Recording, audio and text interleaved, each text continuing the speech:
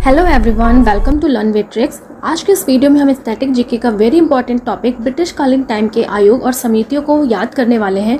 अगर आप किसी भी एग्जाम की प्रिपरेशन कर रहे हैं जिसमें स्टैटिक जीके आती हैं, सो ये टॉपिक आपके लिए बहुत ज़्यादा इंपॉर्टेंट है एंड ये वीडियो एनटीपीसी CBT 2 एग्जाम के लिए बहुत ज़्यादा हेल्पफुल रहने वाली है। सो इस वीडियो को आप लोगों को बहुत ज़्यादा ध्यान से देखना है। तो अब स्टार्ट करते हैं फटाफट से। जितने भी इम्पॉर्टेंट आयोग हम आज याद करने वाले हैं वो 1800 और 1900 के बीच में हैं। 1800 की लाइन में भूमि, अफीम, अकाल, इन सब पर आयोग बनाया गया था एंड 1900 के बाद पुलिस, यूनिवर्सिटी, कृषि, लोक सेवा, इन इम्पॉर्टेंट टॉपिक्स को टारगेट किया गया था। आपको ये माइंड में ये थोड़ा सा मैप बना के रखना है जिससे आसानी से आप रिलेट करके याद कर पाएँ। ओके, सबसे पहला आयोग है इनाम आयोग, जो ईयर 1852 यानी कि 1852 में आया था, जिसके अध्यक्ष थे इनाम। गवर्नर जनरल थे ढलौजी और इसका ऑब्जेक्टिव क्या था? भूमि संबंधी विवेचन करना। किसकी बात हो रही है यहाँ पे? इनाम। कब आया? 1852। तो 52 यानी कि भुवन। अब भुवन किसी का नाम होता है ना, तो भुवन बैन का आपका नाम सुना ही होगा। तो नाम यानी कि इनाम आयोग। अध्यक्ष भी कौन हो गए? इनाम। जितने भी आयोग थे ना, मेनली अध्यक्ष के नाम पे ही रखे गए थे। और गवर्नर जनरल कौन थे? ढलौजी। अब यहाँ पे क्या लिखा है ना? भूवन। तो भू से क्या समझ में आ रहा है? भूमि, यानी कि भूमि संबंधी विवेचन के लिए था ये। ओके, तो जब किसी को गिफ्ट देते हैं ना, तो वो मन ही मन क्या कहता है? हाँ हाँ दे दो और डाल दो और डाल दो। तो और डाल दो यानी कि ढलहौजी हो जाएंगे इसके गवर्नर जनरल। ओके, नेक्स्ट है दुर्भिक्ष आयोग, जो आया था 1878 में, जिसके चेयरमैन थे रिचर्ड स्ट्रैटजी और गवर्नर जनरल थे लिटन। इसका उद्देश्य था अकाल निवारण हेतु विचार करना। अब किसकी बात हो रही है यहाँ पे? दुर्भिक्ष आयोग। तो कैसे रिलेट करना है? दुर्भिक्ष यानी कि भिक्षा। ओके, जो बैगर्स होते हैं ना, यानी कि जो भिक्षा मांगने वाले होते हैं, तो उनके पास ना क्या रहता है? एक कटोरा जैसा रहता है। तो अपने कटोरे को ना टन टन टन टन करते रहते हैं, है ना, टन टन टन करते रहते हैं। तो जो मेनली रिच लोग होते हैं ना, तो वो उनसे क्या कह देते हैं? आगे बढ़ो, चल हट। तो क्या कह देते हैं? चल हट, आगे बढ़।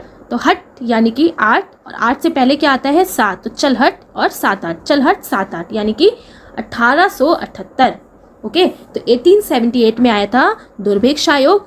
और कौन हट हट कर देता है? मेनली रिच लोग कर देते हैं, यानी कि चेयरमैन हो जाएंगे रिचर्ड स्ट्रैटजी। और उनका जो कटोरा रहता है ना, वो टन टन करता है, यानी कि टन लिटन। ओके, और ये किस लिए था? ये था अकाल निवारण हेतु विचार करना। जो बैगर्स होते हैं ना, कि वो भीख क्यों मांगते हैं? क्योंकि वो अपनी भूख का निवारण करना चाहते हैं, यानी कि अपने अकाल का निवारण करना चाहते हैं। ऑब्जेक्टिव क्या हो जाएगा? अकाल निवारण हेतु विचार करना। ओके, इस तरीके से हमें रिलेट करके याद रखना है। नेक्स्ट है हंटर आयोग, जो 1882 में आया था, जिसके चेयरमैन थे विलियम हंटर। गवर्नर जनरल थे रिपन और इसका उद्देश्य क्या था? शिक्षा का विकास करना। ओके, अब धीरे धीरे शिक्षा का विकास करने की बात हो रही थी इंडिया में। ये बिल्कुल बेसिक शिक्षा का विकास की बात है। अब किसकी बात हो रही है ना यहाँ पे? हंटर आयोग और 1882। ठीक है, तो 1882, तो 82 यानी कि बस आ गई। ओके, तो जब बच्चे स्कूल नहीं जाते ना, तो उनकी मम्मी लोग हंटर लेके खड़ी हो जाती हैं और कहती हैं स्कूल जा, स्कूल जा, बस आ गई, स्कूल जा। तो बस आ गई और हंटर दिखाती हैं, यानी कि बस आ गई, यानी कि 1882। ओके, और क्या कहती है मम्मी? दिन भर बस आवारापन करता है, दिन भर आवारापन। तो गवर्नर जनरल कौन हो जाएंगे? रिपन। और चेयरमैन फिर हो कौन जाएंगे? William Hunter. ठीक है, अब बस आ गई ना, तो बस कहाँ के लेके जाएगी? स्कूल ही लेके जाएगी, यानी शिक्षा के लिए लेके जा रही है। ऑब्जेक्टिव क्या है इसका? शिक्षा का विकास करना। राइट, नेक्स्ट है एचिंसन हंटर आयोग, जो 1886 में आया था, जिसके चेयरमैन थे चार्ल्स एचिंसन। गवर्नर जनरल थे डफरिन, जिसका उद्देश्य क्या था? नागरिक सेवा में भारतीयों की संख्या में वृद्धि पर विचार। अब किसकी बात हो रही है यहाँ पे? एचिंसन हंटर आयोग। तो एचिंसन यानी कि टेंशन। और इंसान को टेंशन आजकल क्यों हो जाती है? जब उसको बहुत ज़्यादा छींक आती है, बहुत ज़्यादा छींक। तो छियासी और छींक। ओके, तो छींक आती है यानी कि 86। हो जाएगा कौन सा ईयर? 1886। ओके, तो जब बहुत छींक आती है ना, तो फौरन कहाँ लेके जाना पड़ता है? डॉक्टर के पास लेके जाना पड़ता है। तो फौरन यानी कि डफरिन। ओके, गवर्नर जनरल कौन हो जाएंगे? डफरिन। और डॉक्टर क्या करते हैं? नागरिक की सेवा ही तो करते हैं। नागरिक सेवा में भारतीयों की संख्या में वृद्धि पर विचार, इसका क्या था? उद्देश्य था। ओके, नेक्स्ट है अफीम आयोग, जो 1853 में आया था, जिसके चेयरमैन थे मैकवर्थ यंग। गवर्नर जनरल थे लैंसडाउन। ऑब्जेक्टिव क्या था? अफीम सेवा को रोकने हेतु। अब किसकी बात हो रही है यहाँ पे? अफीम। कौन से सन में आया ये? 1893 में। अफीम का सेवन कौन करता है ना? वही यंगस्टर्स करते हैं जो बहुत ज़्यादा नॉटी होते हैं, जो बहुत ज़्यादा नॉटी। तो नॉटी यानी कि 9-3, तो 9-3 यानी कि 1893। तो 1893 में आया था अफीम। और कौन सेवन ज़्यादा करता है? यंगस्टर आजकल बहुत करते हैं। तो चेयरमैन कौन हो जाएंगे? मैकवर्थ यंग। ओके, तो जब बहुत ज़्यादा अफीम लेने लगते हैं ना, तो इनकी लाइफ क्या होती है? धीरे धीरे लेस होने लगती है, धीरे धीरे लेस। तो गवर्नर जनरल लैंसडाउन। ओके, और किस लिए था ये? अफीम सेवा को रोकने हेतु। ओके, नेक्स्ट है हर्षेल आयोग जो 1893 में आया है। चेयरमैन कौन है इसके? हर्षेल। गवर्नर जनरल कौन है? लैंसडाउन। और ऑब्जेक्टिव क्या था? टकसाल संबंधी सुझाव। अब फिर से यहाँ क्या लिखा है? हर्षेल, तो यानी कि हर सेल में जैसे ही सेल लगती है ना तो आंटी लोग ना हर काम छोड़ के बिल्कुल फ्री हो जाती हैं, तो आंटी लोग फ्री, तो आंटी फ्री यानी कि 93, आंटी फ्री 93। ओके, सो अध्यक्ष भी कौन हो जाएंगे? हर्षेल। और ना कम प्राइस में यानी कि लेस प्राइस में ना वो अपने लिए सॉल भी ले आती हैं, तो अपने लिए सॉल यानी कि टकसाल। ओके, सो गवर्नर जनरल कौन हो जाएंगे? लेस यानी कि लैंसडाउन। और कम पैसे में, लेस पैसे में सॉल भी ले आती है अपने लिए अच्छा सा, तो सॉल यानी कि टकसाल संबंधी सुझाव देना इसका ऑब्जेक्टिव था। राइट, नेक्स्ट है दुर्भिक्ष आयोग जो 1898 में आया था, जिसके चेयरमैन थे जेम्स लॉयल। गवर्नर जनरल थे एलिंगन। ऑब्जेक्टिव था इसका प्रथम दुर्भिक्ष आयोग की रिपोर्ट पर विचार। ओके, सो अभी हमने पीछे पहला दुर्भिक्ष आयोग पढ़ा था, ये दूसरा दुर्भिक्ष आयोग है। तीसरा भी आया 1901 में, जिसके चेयरमैन थे एंथनी मैकडोनाल्ड। गवर्नर जनरल थे कर्जन, और जिसका उद्देश्य था द्वितीय दुर्भिक्ष आयोग की रिपोर्ट पर सुझाव। ओके, सो पहला, दूसरा और तीसरे को हम अलग से अब याद करने वाले हैं। कैसे? सो पहला आया 1878 में। सो पहले को तो हम देख चुके हैं, जिसमें रिच लोग बैगर्स को देख के क्या कहते हैं? चल हट यानी कि सत हट, यानी कि 1878। ओके, फिर 20 साल बाद ना, तो आपको ये ध्यान रखना है कि 20 साल बाद आया दूसरा दुर्भिक्ष आयोग 1898 में। फिर 3 साल बाद आया तीसरा दुर्भिक्ष आयोग 1901 में। ओके, सो हमें अब इसके चेयरमैन को ध्यान रखना है एंड गवर्नर जनरल को ध्यान रखना है। सो कैसे ध्यान रखा है ना कि पहला दुर्भिक्ष आयोग, ओके, अगर आपको तीनों को एक साथ ध्यान रखना है तो कैसे ध्यान रखना है कि पहला दुर्भिक्ष आयोग कब आया? 1878 में, जिसके चेयरमैन कौन थे? Richard stretchy. सो रिच लोग लॉयल रहते हैं बस मैकडोनाल्ड में, ठीक है, तो मैकडोनाल्ड में बर्गर वगैरह खाने जाते हैं ना, तो रिच लोग लॉयल रहते हैं बस मैकडोनाल्ड में। तो चेयरमैन की याद करने की ट्रिक हो जाएगी हमारी ये, तो रिच यानी कि रिचर्ड स्ट्रेची, लॉयल यानी कि जेम्स लॉयल। ओके, मैकडोनाल्ड यानी कि Anthony McDonald. Right, governor general को कैसे ध्यान रखना है हमें? दुर्भिक्ष यानी कि भिक्षा। सो भिक्षा भी ली और अगले दिन फिर कर्जा हो गया, तो भिक्षा भी ली, तो भी ली यानी कि लिटन, और अगले दिन यानी कि एलिंगन, फिर कर्जा हो गया यानी कि कर्जन। सो गवर्नर जनरल को कैसे ध्यान रखना है? भिक्षा भी ली और अगले दिन फिर कर्ज हो गया। एंड आई होप आप लोगों को समझ भी आ रहा होगा और याद भी हो रहा होगा। ओके, सो पहले का ऑब्जेक्टिव क्या था कि अकाल निवारण हेतु विचार करना, तो दूसरे का क्या हुआ ना कि पहला इन्हें कितना अच्छे से काम किया उस पर विचार करना, और तीसरे का काम क्या था कि दूसरे वाले पे विचार करना। ओके, सो अब हमारा नेक्स्ट है सिंचाई आयोग जो 1901 में आया था, जिसके चेयरमैन कौन थे? Colin Scott Moncrieff. Governor general थे कर्जन, और ऑब्जेक्टिव क्या था इसका? सिंचाई में सुधार हेतु वित्तीय विचार करना। अब यहाँ क्या लिखा है ना? सिंचाई, सिंचाई यानी कि किसकी सिंचाई? चाय की, है ना। सो अब चाय की खेती के लिए ना बहुत ज़्यादा क्या चाहिए आपको? वन चाहिए, है ना। बड़ी स्केल पे अगर खेती करनी है चाय की तो वन चाहिए या तो लॉन चाहिए, तो वन यानी कि 1901। सो सिंचाई आयोग कब आया? 1901 में आया। और लॉन, सो कॉलिन, लॉन कॉलिन, तो कॉलिन लॉ स्कॉट मॉनक्रीफ चेयरमैन हो जाएंगे। ठीक है, तो जब आपको खेती करनी है ना तो भैया बहुत ज़्यादा कर्जा भी लेना पड़ेगा, है ना, बहुत ज़्यादा कर्जा लेना पड़ेगा। इतना तो पैसा होगा नहीं, तो बहुत ज़्यादा कर्जा, लोन, यानी कि गवर्नर जनरल इसके भी कौन हो जाएंगे? कर्जन। और उद्देश्य क्या है इसका? सिंचाई में सुधार हेतु वित्तीय विचार। राइट, सो नेक्स्ट है अब विश्वविद्यालय आयोग जो आया ईयर 1902 में, जिसके चेयरमैन थे थॉमस रैले। गवर्नर जनरल थे कर्जन। ऑब्जेक्टिव क्या था इसका? विश्वविद्यालय की समीक्षा करना। ओके, अब यहाँ पे किसकी बात हो रही है ना? विश्वविद्यालय। तो विश्वविद्यालय हम क्यों जाते हैं?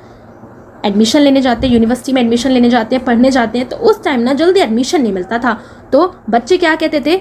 हमें एडमिशन दो, हमें एडमिशन दो। तो दो यानी कि 1902। अगर नहीं दिया तो हम रैली निकालेंगे। तो उस टाइम ना बच्चे रैली भी निकालते थे और अपनी जान भी दे देते थे। तो रैली यानी कि थॉमस रैले, और जान भी दे देते थे यानी कि जान कर्जन। ओके, सो गवर्नर जनरल कौन हो जाएंगे? कर्जन। ऑब्जेक्टिव क्या था? विश्वविद्यालय की समीक्षा करना। नेक्स्ट है फ्रेजर आयोग जो 1902 में आया था, जिसके चेयरमैन थे फ्रेजर। गवर्नर जनरल थे कर्जन, और ऑब्जेक्टिव क्या था? पुलिस की कार्य पद्धति पर विचार करना। ओके, अब यहाँ पे क्या लिखा है? फ्रेजर। तो फ्रीजर से आपको क्या समझ में आ रहा है ना? फ्रीज। तो पुलिस ना जब कोई इलीगल शॉप या कुछ देखती है तो वहाँ पे ताला लगा देती है, फ्रीज कर देती है ना। तो ऊपर से ऑर्डर आता है पुलिस के पास, इस दुकान को फ्रीज कर दो। तो फिर से कैसे ध्यान रखना है? इस दुकान को फ्रीज कर दो। तो दो यानी कि ये भी कब आया? फिर 1902 में। सो अध्यक्ष कौन होगा इसके? फ्रेजर। ओके, सो पुलिस कह रही है ना, या तो फ्रीज कर देंगे या तो लाओ माल पानी निकालो, या तो तुम्हें कर्जा देना पड़ेगा। तो कर्जा यानी कि कर्जन।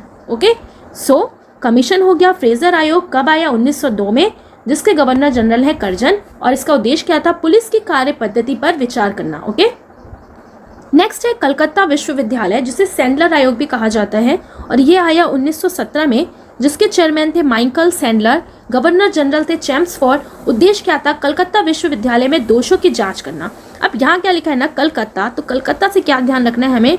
Coca Cola. ओके, तो जब कोका कोला इंसान बहुत पिएगा ना रेगुलरली, ये सॉफ्ट ड्रिंक, तो भैया बहुत ज़्यादा खतरा हो जाएगा आगे आने वाले टाइम में। क्या हो जाएगा? खतरा। तो खतरा यानी कि 1917। ओके, सो कलकत्ता विश्वविद्यालय कब आया? ये आयोग कब आया? 1917 में आया, जिसके चेयरमैन कौन थे?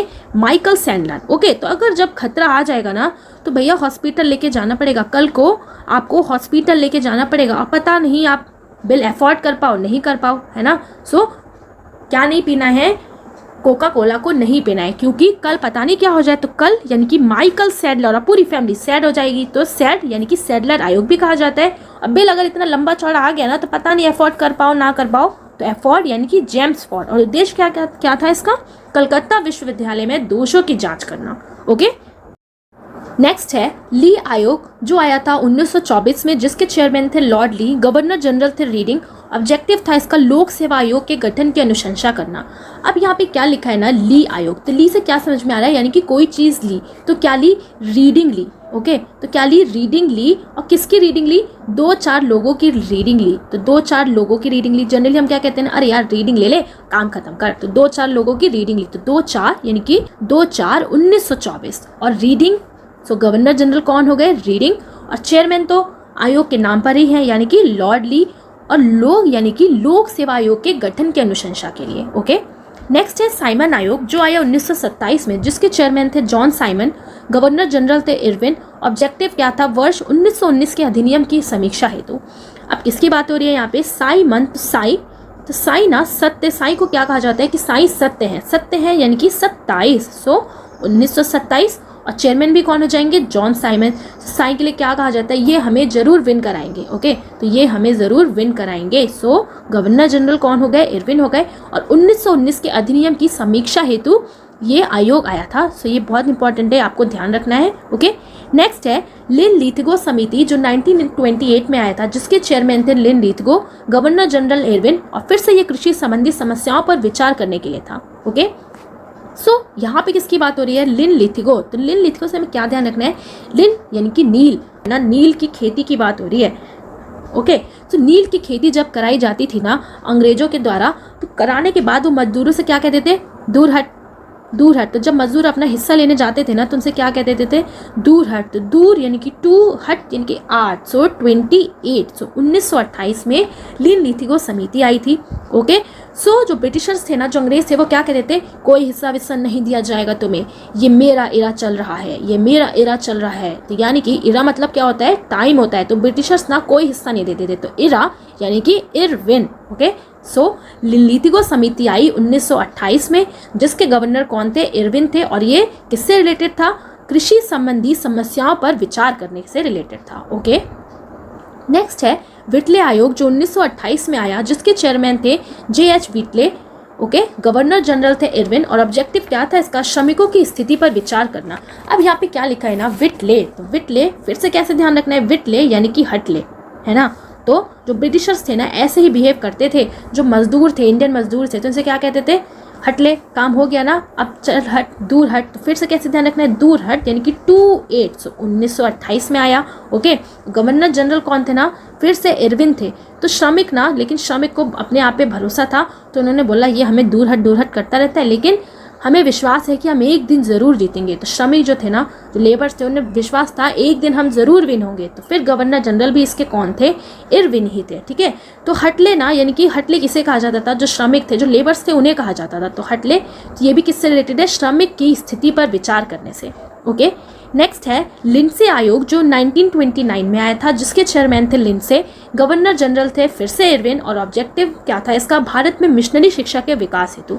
ओके, सो मिशनरी शिक्षा के विकास हेतु ये आयोग आया था। तो लिंडसे से हमें क्या समझ में आ रहा है, यानी कि कैसे ध्यान रखना है? लिंड से डसे यानी कि डांस। ओके, सो डांस की बात हो रही है।